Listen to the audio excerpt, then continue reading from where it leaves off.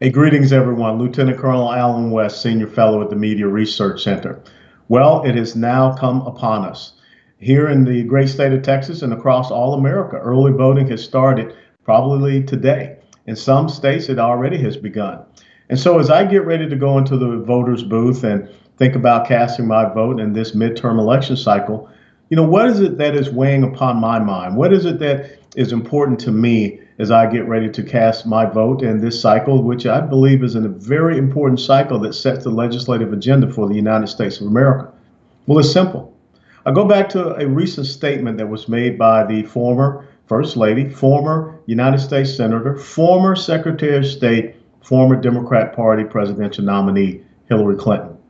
See, Hillary Clinton, during an interview, talked about civility. And she basically said that there cannot be civility with people that, well, it was kind of interesting. They want to destroy everything that you believe in. And this civility can only come if the Democrats win the House and or the Senate. See, I'm thinking about this because what are the things that I believe in? And do the things that I believe in actually mean that I'm going to destroy that which Democrats or progressive socialists really do care about? See, I don't believe in wealth redistribution. I don't believe in using the tax code as a means of weapons of mass destruction to create some type of class warfare. I don't believe in us all of a sudden being a country that is focused on equality of outcomes instead of equality of opportunity. I like our unemployment levels in the Black and Hispanic community being at historic lows. I don't want to see nationalization of economic production, many of the things that we have seen down in Venezuela. So yes, that's what I stand for, but that does not mean I'm trying to destroy what the other side believes in. I don't believe in a single-payer healthcare system. Why? Because I think it's important for me to be able to make my own decisions about my healthcare, not government bureaucrats. You think about Charlie Gard and Alfie Evans, two little baby boys over in England in the National Healthcare Service that denied their parents the ability to make decisions about keeping their kids alive. And those young boys passed away. See, I know what a single-payer healthcare system looks like because that's what we have in the Veterans Administration system. I don't think we want the VA system for everyone. I don't think that we even want Medicare for everyone because then what happens to our seniors? But according to Hillary Clinton, because I believe in a free market healthcare system, because I don't believe in wealth redistribution, people don't have to be civil towards me. See, I believe that the United States is a sovereign nation, that we have borders to protect. I don't support this theory of open borders, and I definitely support our law enforcement officers, and that means also Immigration and Customs Enforcement, ICE.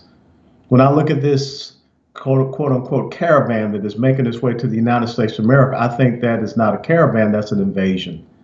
People have a front door that they can come to.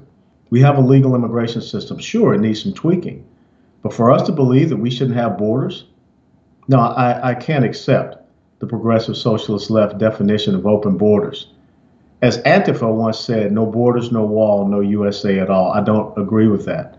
But does that mean, Mrs. Clinton, that people should not be civil to me?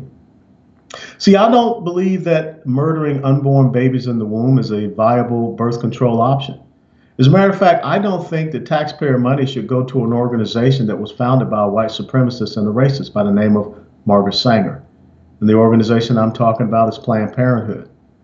Because I hold those beliefs, does that mean that people should be uncivil to me?